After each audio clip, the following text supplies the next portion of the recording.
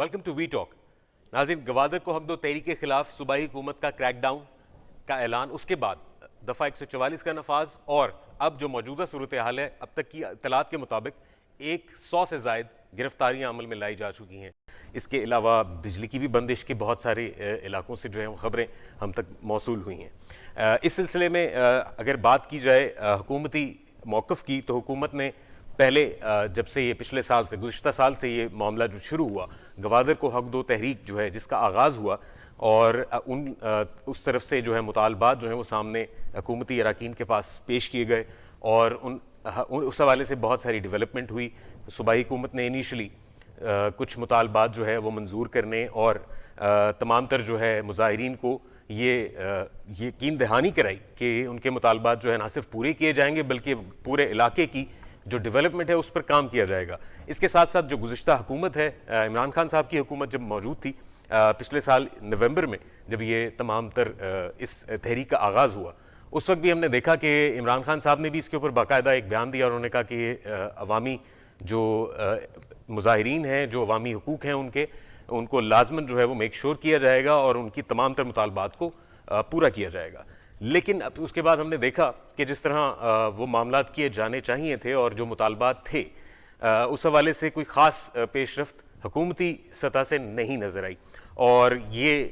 नतीजतन आज हम बैठे बात कर रहे हैं और तकरीबन गुज़िश्ता 3 से 4 रोज़ में एक क्रैकडाउन एंड देन उसके बाद दफ़ा 144 का नफाज और फिर 100 से ज़ायद जो है बहुत सारे ऐसे जो लीडर्स थे जो मेन इस पूरी की पूरी तहरीक को लीड कर रहे थे, उन समेत 100 से ज़ायद मुजाहिरीन को गिरफ्तारी का अमल भी उनका हाथों में हमने देखा। और कुछ ऐसी खबरें भी हैं जिसमें कुछ जो मेन स्ट्रीम लीडरशिप है जो हुकूमती अरकान के साथ मुज़ाकरात वगैरह में मशगूल थी, उनकी तरफ से भी कुछ जो है वो तशवीश का इजहार किया गया। फिर हमने देखा कि कुछ जो है वो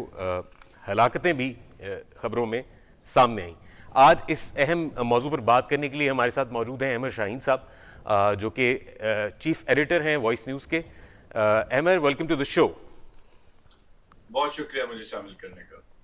अच्छा अहमद, जैसे कि अभी बात हो रही है, आज जो दफ़ा 144 का नफाज हुआ, जिस तरह बलूचिस्तान में गवादर सिटी और उसके जो साहिली इलाके हैं वहाँ पे जिस तरह मुजाहिरीन ने अपने मुतालबात के हक़ में, जो इलाकाई लोग हैं उन्होंने अपने मुतालबात के एहतजाजन उन्होंने वहाँ पे एक बहुत बड़ी तहरीक जिसको गवादर को हक दो तहरीक जो है उसका आगाज़ किया पिछले साल। फिर उसके बाद बहुत सारी डेवलपमेंट्स हुई और हज़ारों की तादाद में ख़वातीन, बच्चे, बूढ़े सड़कों पर आए और उन्होंने अपने हकूक़ के लिए आवाज़ बुलंद की। अब उनके हकूक़ हैं क्या, ये ज़रा हम ज़रा डिटेल में आज डिस्कस करते हैं। आप अगर इस हवाले से हमारे नाज़रीन को बता पाएँ कि क्या ये मामला है, क्या कहाँ से शुरू हुआ और फिर आज जब हम बैठे हैं और तकरीबन हुकूमती तरफ से भी जो है वो क्रैकडाउन जो है वो जारी है और बड़ी एक बुरी सूरत हाल है, तो क्या ये मामला कहाँ से शुरू हुआ और क्या बिगड़ गया, क्या क्यों इस वक्त इतनी अबतर सूरत हाल है? देखें, अगर हमें ये जानना है कि इस वक्त गवादर में क्या हो रहा है और क्या होता जा रहा है, तो पाकिस्तान का कोई भी मीडिया चैनल जो है उसकी सही अक्कासी शायद करना चाहता नहीं है या कर पा नहीं रहा। थोड़ा सा हमें देखना पड़ेगा कि गवादर की जो बुरी आवाज सूरत सुन नहीं पा हाल है रहा वो हूँ क्या है और वो कितनी बुरी जी। सूरत हाल है। सबसे जी जी पहले तो ये कि पाकिस्तान जो है, पाकिस्तानी जो फेडरल गवर्नमेंट है, उसके पास कोई बहुत ज्यादा चॉइसेस नहीं है। अगर वो गवादर के प्रोटेस्टर्स की जो डिमांड्स हैं, उनकी मांगे हैं, अगर वो मान लेती हैं तो वो बहुत मसला होता है, क्योंकि जो उनकी मांगे हैं जो हम अभी डिस्कस करेंगे उसमें ये है कि जी चाइना के जो ट्रॉलर हैं जो वहां पर मछली पकड़ते हैं गवादर के लोकल लोगों के इलाके में,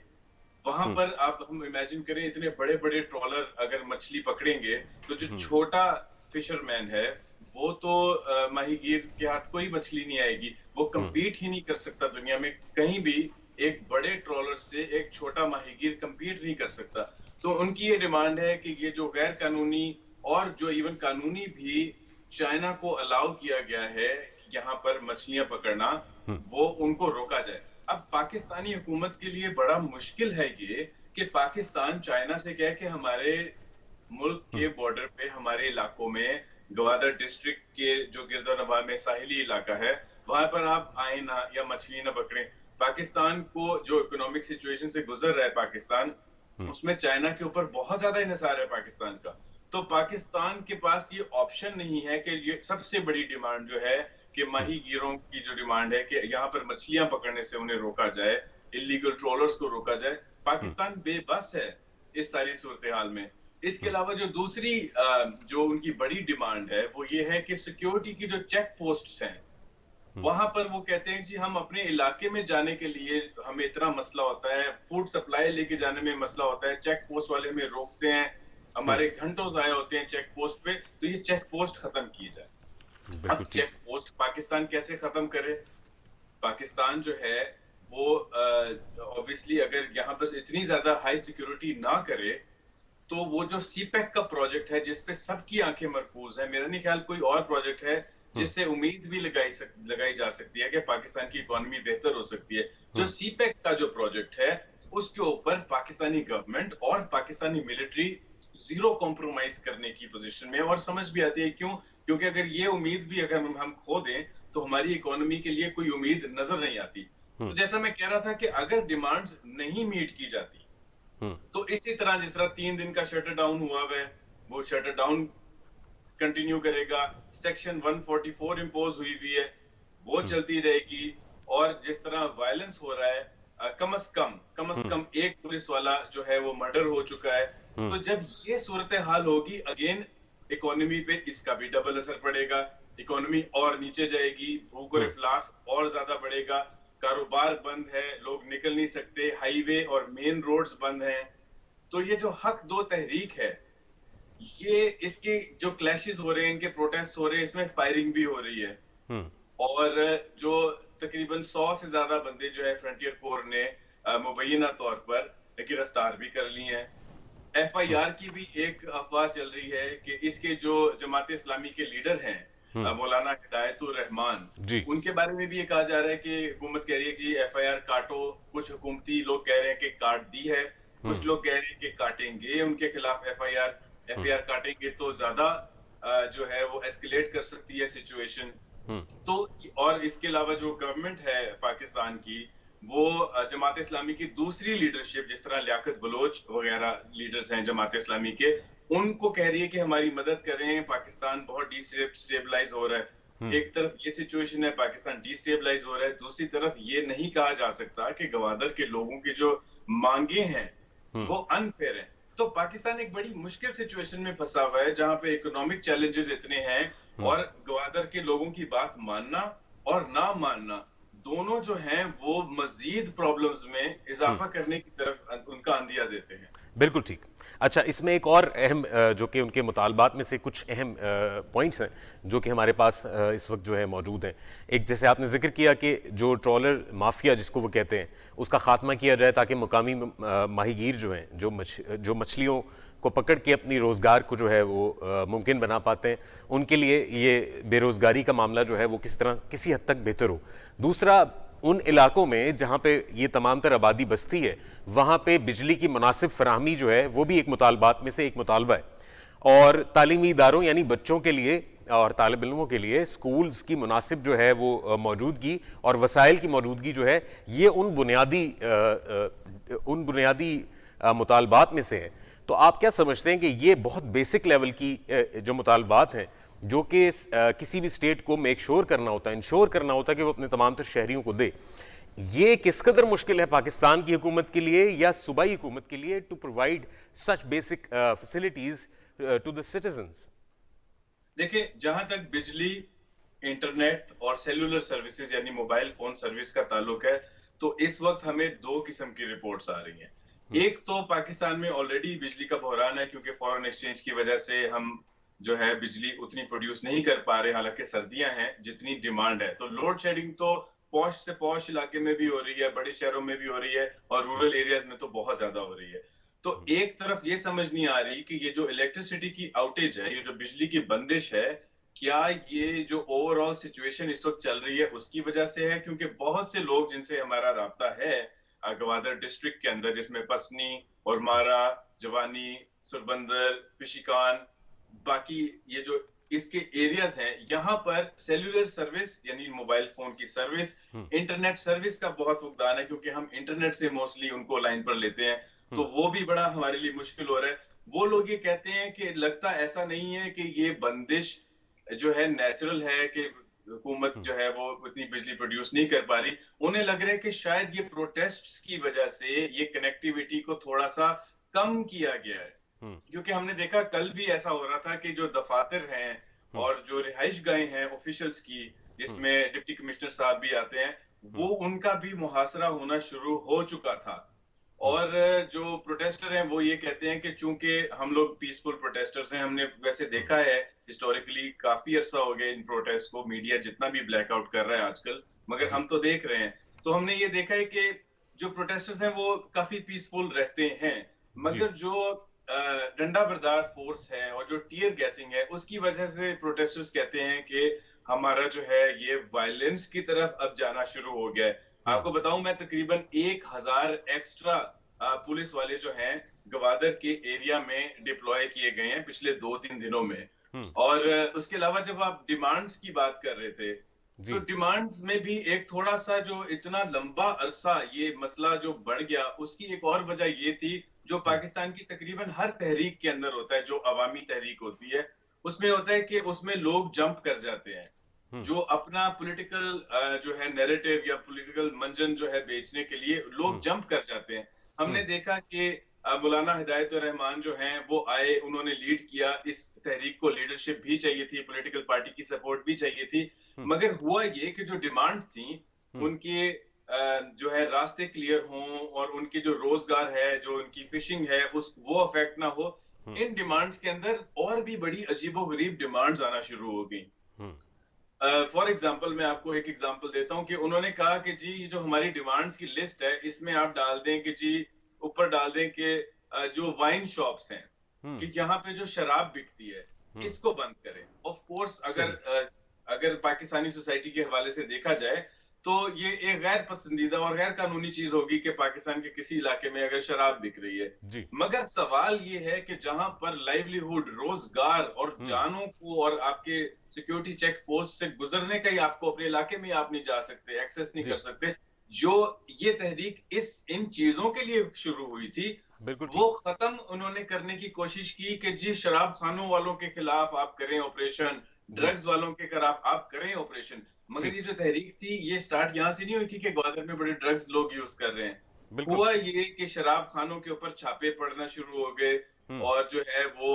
अपना जो वाइन शॉप जिन्हें कहते हैं वो उन्होंने बंद करके उन्होंने कहा जी हमने तो इनकी मोस्टली डिमांड्स कर ली हैं पूरी। असल में तहरीक जो मुतालबात हैं उनको कौन सी डिमांड है जो हमने पूरी नहीं की, जो असल डिमांड थी वो पूरी नहीं हुई। बिल्कुल ठीक। आपने जिस तरह जिक्र किया कि जो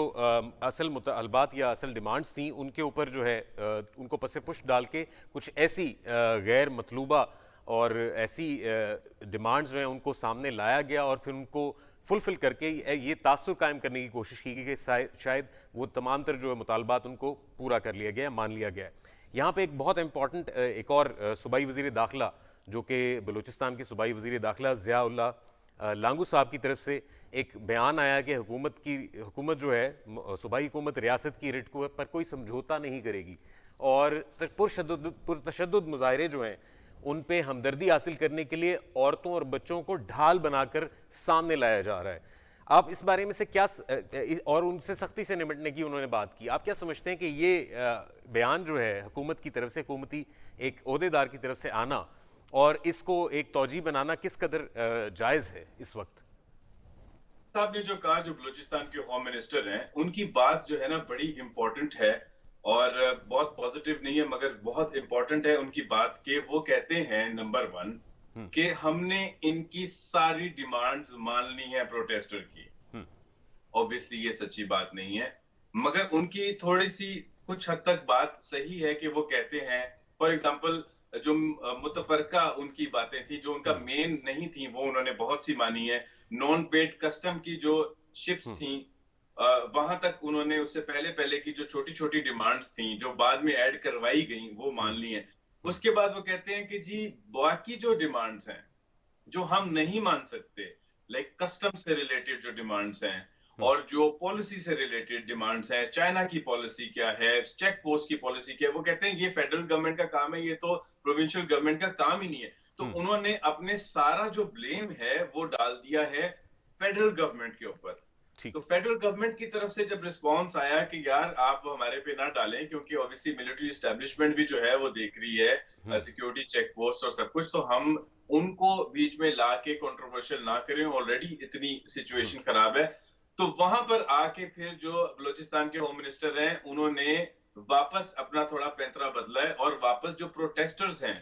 उनके ऊपर डाल दिया है कि आप ख्वातीन को ढाल बना के और आप ये गैर कानूनी प्रोटेस्ट कर रहे हैं। इससे पहले तक ये डिमांड्स इन्हें कहते थे बड़ी लेजिटिमेट हैं, बड़ी सही डिमांड्स हैं। और लेट्स नॉट फॉरगेट एक और भी चीज कि इस गवर्नमेंट से जो पहले गवर्नमेंट आई थी, क्योंकि प्रोटेस्ट तो इस बारे में चलते आ रहे हैं इमरान खान की गवर्नमेंट से भी, इमरान खान ने भी पहले इनको सुना नहीं और बाद में उन्होंने कहा कि इनकी डिमांड जो है वो बिल्कुल ठीक है और कोई गलत ये डिमांड्स नहीं कर रहे। तो ये जो फेडरल गवर्नमेंट और प्रोविंशियल गवर्नमेंट है, ये दोनों अपने अपने फर्क तरीके से इस सिचुएशन में फंसे हुए हैं। एक दूसरे को ब्लेम करवाना, शायद किसी ने रुकवाया है कि एक दूसरे को ब्लेम ना करो। तो अब उनके पास एक ऑप्शन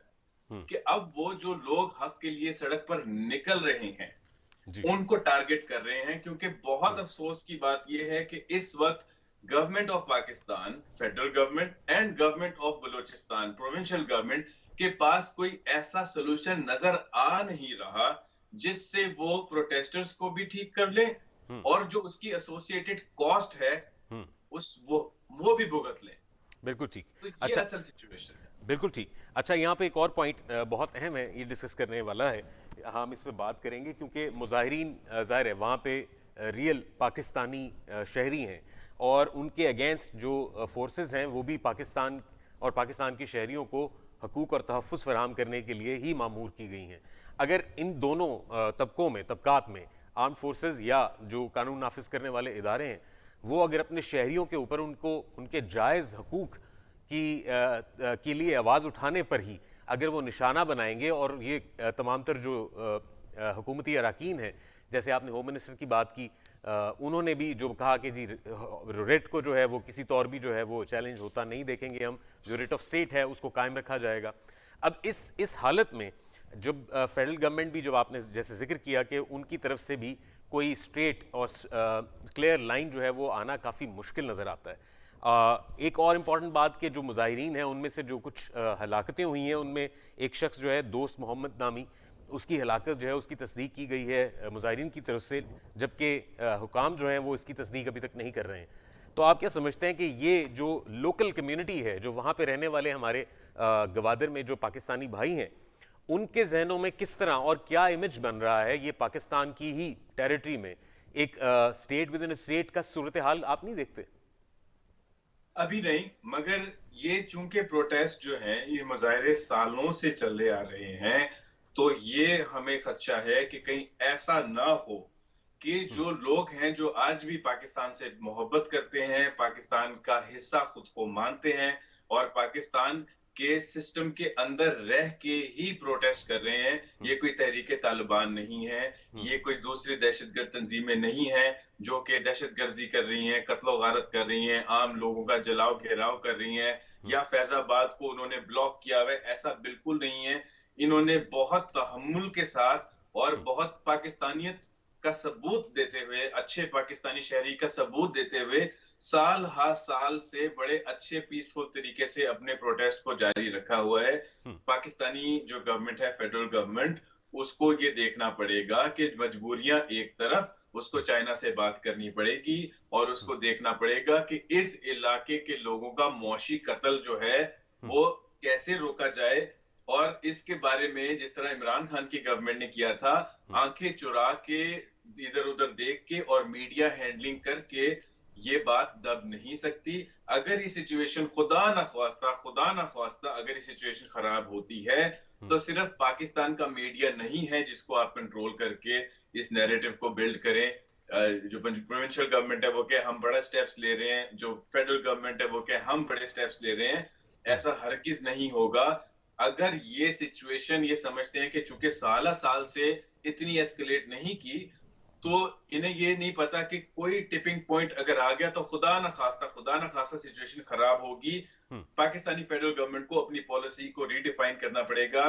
हमारी फॉरेन सर्विस जो है उसको चाइना से बात करनी पड़ेगी और हम्म, चाइना को बताना पड़ेगा कि हम अपने लोगों को भूखा नहीं मार सकते, हम्म, हमारी मजबूरी है, हमारा हम्म, आप पे इन्हिसार है, आपकी दोस्ती पे यकीन भी है, इन्हिसार भी है, मगर हमारे लोग हमारे लिए बहुत अहम हैं। हम्म, अगर ये लोग इस तरह भूखे मरे, अगर ये अपने बच्चों को खाना फराहम ना कर सके, बेसिक नेसेसिटीज ना दे सके, तो हमारे मुल्क का सिर्फ इस इलाके का नहीं, हमारे पूरे मुल्क का नुकसान होगा। तो हम्म, पाकिस्तान को चाइना के साथ, चाइना हमारा भाई है, एक भाई को अपना मसला बताना पड़ेगा कि हमारा ये मसला है, हमारा साथ दें। ये जो हमारे पानियों से सारी मछलियां लेकर जा रहे हैं, हम्म, जो लोकल लोग हैं उनको फर्स्ट प्रायोरिटी पे हमें मछली पकड़ने की इजाजत देनी पड़ेगी। और हम्म, हम अपनी सिक्योरिटी फोर्सेस के साथ बैठकर एक कमेटी बनाएं जिसमें इनकी जो फेयर डिमांड्स हैं, जहां पर ये कहते हैं हमारे रास्ते इस तरह ना रोके जाएं कि हमारे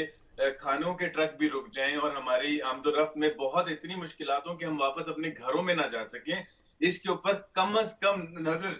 नजरसानी करने की जरूरत है, क्योंकि ठीक। अगर नजर ये आएगा कि आप इवन कंसिडर भी नहीं कर रहे, अगर हम्म, नजरसानी भी नहीं कर रहे, तो मुझे ये खदशा है खुदा ना खास्ता कहीं लोग बददिल होकर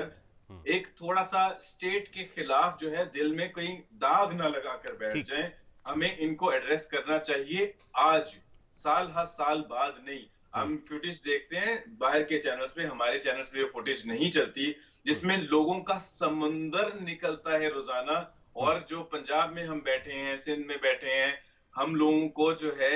ये एहसास नहीं होता, क्योंकि मीडिया जो है वो हमें दिखा नहीं रहा हम्म, कि हमारे भाई हमारी बहनें साल हर साल से सड़कों पे निकल के बहुत बेसिक डिमांड कर रहे हैं ठीक। कि उन्हें भी जीने का हक है जिस तरह बाकी सारों को है। बिल्कुल ठीक। आपने जिस तरह जिक्र किया कि इस वक्त क्योंकि मुल्की हालात अंदरूनी तौर पे भी इस वक्त काफ़ी परेशान कुन है, हैरान कुन हद तक बात यह है कि आज जो है नेशनल सिक्योरिटी कमेटी की भी एक मीटिंग जो है उस इजलास बुलाया गया और इस इजलास के अंदर तमाम तर जो मुल्क के बड़े हैं वो शामिल थे और मुल्क की अंदरूनी जो सिक्योरिटी सूरत हाल है उसके ऊपर भी बात हुई और फिर हमारे सामने कुछ मंदरजात भी आए इस हवाले से। कुछ जो हमारा मगरबी बॉर्डर है अफगानिस्तान के साथ, वहाँ पे भी कुछ ऐसे हालात जो हैं इस वक्त कशीदा हैं। हमने देखा कि कैसे अफगानिस्तान की तरफ से जो है वो पाकिस्तानी इलाकों में जो है वो बिला इश्तिहाल जो है फायरिंग के वाक़यात पेश आए और पाकिस्तानी शहरी जो हैं वो अपनी जान से हाथ धो बैठे। अब हम बात कर रहे हैं पाकिस्तान के अंदरूनी हालात की। तो इस वक्त आप क्या समझते हैं जो नेशनल सिक्योरिटी कमेटी की जो इस वक्त एक मीटिंग हुई, इजलास हुआ, इसमें किस कदर आप पॉसिबिलिटी है कि ये जो अंदरूनी मामलात हैं जैसे कि इस वक्त ग्वादर का मामला है वो डिस्कस किया गया होगा? क्योंकि इस वक्त जो मौजूदा हुकूमत है उसकी जो प्रायोरिटीज़ हैं वो अनफॉर्चुनेटली हमें बहुत ही डिफरेंट फोकस दिखाती हैं और वो इस वक्त अंदरूनी या बैरूनी हालात से ज़्यादा जो सियासी गहमा गहमी और सियासी बदहाली है उसके ऊपर फोकस नजर आती है। तो आप क्या समझते हैं कोई पॉसिबिलिटी है कि मुस्तकबिल करीब में ये एक इंतहाई अहम जो मसला है ये एड्रेस किया जाएगा? ये जो एनएससी की कमेटी है ये मसाइल का हल बिल्कुल दे सकती है, मगर उससे पहले हमें अपनी पॉलिसी के ऊपर नजरसानी करनी पड़ेगी। हमारी जो पॉलिसी है विजा विज चाइना, हम्म, ये हमें इसको रीडिफाइन करना पड़ेगा चाइना के साथ कि चाइना हम आपके भाई उसी तरह ही हैं, आपके दोस्त उसी तरह ही हैं, मगर हमारी इस मजबूरी को समझे कि हमारे लोग अपने हकूक मांगते मांगते जो है अब खुदा न खास्ता इस लेवल पे ना आ जाएं कि हमें उन्हें कंट्रोल करना मुश्किल हो जाए, उनका खमियाजा जो है वो इतना ज्यादा ना हो जाए कि वो पूरा करना मुश्किल हो जाए। हम्म, तो एक ये तो हो गई गवादर की बात। जहां तक रही हमारे अफगान बॉर्डर की बात, तो वहां पर भी अगेन नेशनल सिक्योरिटी जो काउंसिल है हमारी एनएससी, वो उसका रोल बनता है तब हमारी जब पॉलिसी हम हम्म, उसको वजह करें कि हमारी जो पॉलिसी है वो तालिबान के हवाले से क्या है कि हम उनसे पीस कर रहे हैं कि हम उनसे लड़ रहे हैं, क्योंकि वो हम्म, तो हमें मार रहे हैं। हम्म, और ये हमारी जो पॉलिसी है कि हम एज अ स्टेट ऐसे लोगों के साथ कैसे पीस करके बैठे हुए हैं, बार बार बैठते हैं, बार बार वो आते हैं और हमारी वो टूटी हुई कमर के साथ फिर हमारे पे हमला करते हैं। हम्म, तो ये भी एक पॉलिसी का इश्यू है। जब हमारी पॉलिसी ठीक होगी एज अ हम्म, कंट्री, तो उसके बाद फिर हम अपनी नेशनल एनएससी को, नेशनल सिक्योरिटी कमेटी को फिर हम जाकर कह सकते हैं कि भाई आप, ये हमारी पॉलिसी है, हम जो है दहशतगर्दों के खिलाफ एक्शन करना चाहते हैं। और जहां पर गवादर है, जो तहरीके तालिबान है, वो हमारे दोस्त नहीं है, मगर जो गवादर के जो प्रोटेस्टर्स हैं ये हमारे शहरी हैं, हमें इनमें तफरीक करके रखना पड़ेगा। एक लोग हक मांग रहे हैं और दूसरे लोग हमारे शहरियों का कत्लेआम कर रहे हैं। हमारी पॉलिसी सिर्फ सिक्योरिटी ओरिएंटेड नहीं होगी, हमारी पॉलिसी जो पाकिस्तान की फेडरल गवर्नमेंट की पॉलिसी होगी वो अवामी पॉलिसी होगी, जिसमें अवाम का ख्याल रखा जाएगा, ना सिर्फ सिक्योरिटी इदारों की सिक्योरिटी खदशात का। तो ठीक। सिक्योरिटी इदारों से हम बात करेंगे जब हमारी आवाम सड़कों पे आएगी, तो उनसे किस तरह डील करना है, और जब दहशतगर्द हम पे हमला करेंगे तो उनसे किस तरह डील करना बिल्कुल है। ठीक। लगता यह है कि पॉलिसी बहुत ज्यादा फर्क नहीं है दोनों मुख्तलिफ लोगों के लिए। ठीक, लेकिन आपने जिस तरह जिक्र किया कि बज़ाहिर तो नहीं लगता कि दोनों मामला जो हैं, दोनों जो इस वक्त जो इश्यूज इसकी बात कर रहे हैं, चाहे वो अफगानिस्तान के से मुंसलिक जो मुतलका बॉर्डर है वहाँ पे सूरत हाल हो, चाहे वो अंदरूनी तौर पे जो गवादर की इस वक्त सूरत हाल है उस हवाले से हो, तो ज़ाहिरन तो लगता है कि मामला जो हैं वो, या वो तस्फिया जो हुकूमत के जहन में हुकूमती पॉलिसी के मुताबिक है वो डिफरेंट नहीं है। लेकिन अनफॉर्चुनेटली अगर हम बात करें, जो ज़ाहिर है वो हुकूमत के जो हुकूमत कर पाती है उससे जो बन पा रहा है वो सिर्फ पाकिस्तान के अंदर जो पाकिस्तानी शहरी हैं उनके ऊपर ही ये तमाम तर जो मजालिम हैं या उनका हक मानने की बजाय उनको बाय फोर्स जो है वो खामोश किया जाना उनके लिए इस वक्त पॉसिबल है। जबकि दूसरे एंड पे जो है तालिबान की अगर बात की जाए और तालिबान हुकूमत की बात की जाए हमारे जो हमसाय मुल्क के साथ, वहाँ पे जो पॉलिसी है वो खासी डिफरेंट है। वहाँ पे सिर्फ एक बज़ाहिर एक सिर्फ एक स्टेटमेंट या एक ऐसा बयान दिया जाता है कि जी हम इसको रिकन्सिडर करें या इसको आप रिकन्सिडर कीजिए। तो ये दो डिफरेंट, आई थिंक ये मेरी राय में ये दो डिफरेंस पाया जाता है दोनों मामलात में, दो एक डिफरेंस पाया जाता है। और इस हवाले से आपने सही कहा कि जैसे इस वक्त हमारी फॉरेन पॉलिसी जो है वो वेल डिफाइंड होनी चाहिए, क्योंकि इंटरनेशनल मीडिया के हवाले से जैसे आपने जिक्र किया, आपके भी बहुत सारी ऐसी जो इंटरव्यूज़ हैं इंटरनेशनल मीडियम्स पे, वहाँ पे भी ये बात हमने देखी है और मज़ीद बात भी हो रही है, क्योंकि international media is also having a very keen and very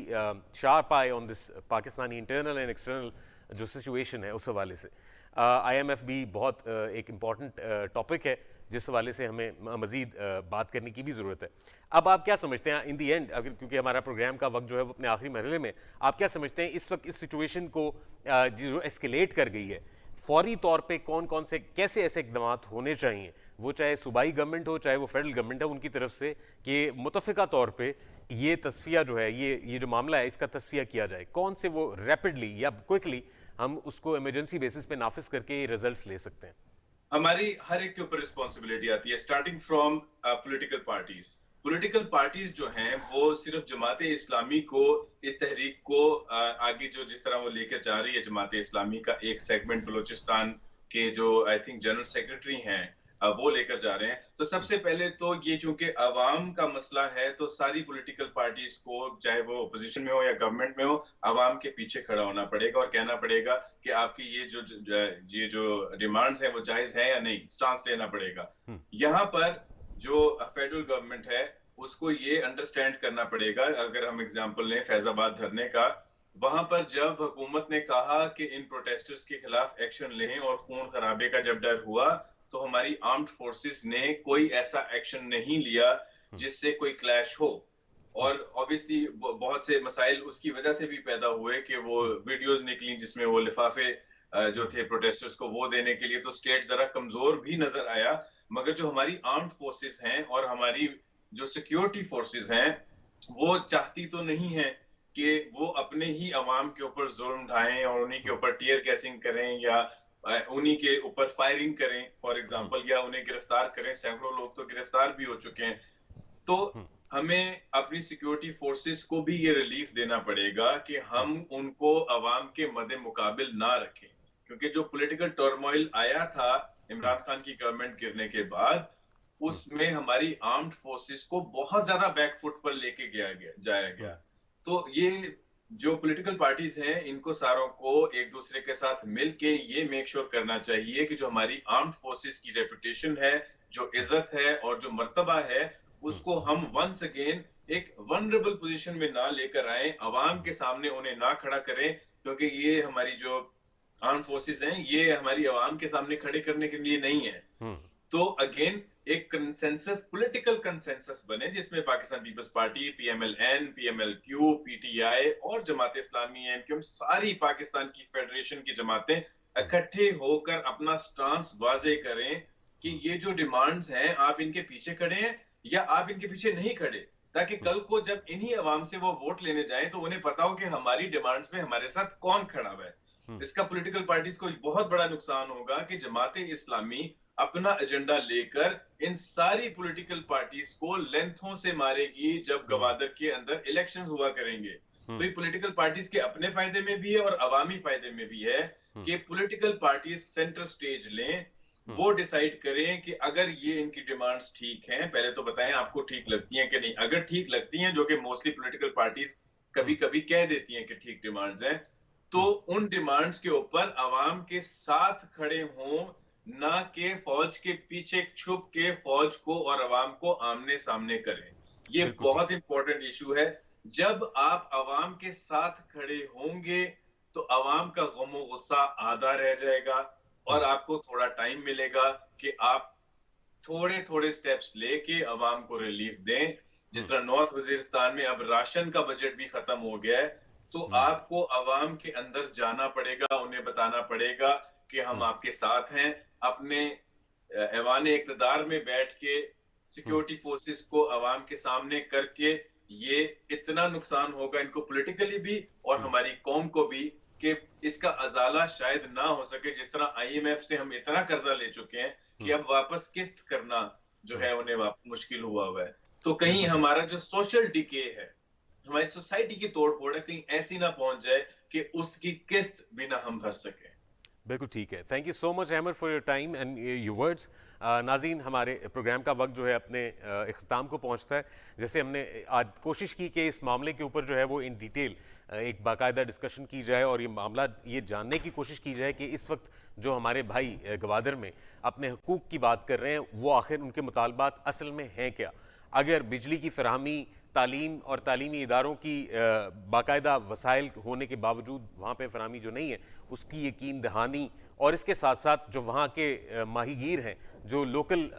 area में सिर्फ एक ही ज़रिया रोज़गार है उनका, उनसे वो हक जो है वो ना छीना जाए, क्योंकि उनके ये तमाम मुतालबात जो हैं ना सिर्फ जायज़ हैं बल्कि रियासत जो है उसका ये फ़र्ज़ है कि वो तमाम तर शहरियों को यकसा बुनियाद पर वो हुकूक फराहम करे जिसका उसने उससे वादा किया हुआ है। हम अगले प्रोग्राम तक के लिए आपसे इजाज़त चाहते हैं। अल्लाह हाफ़िज़।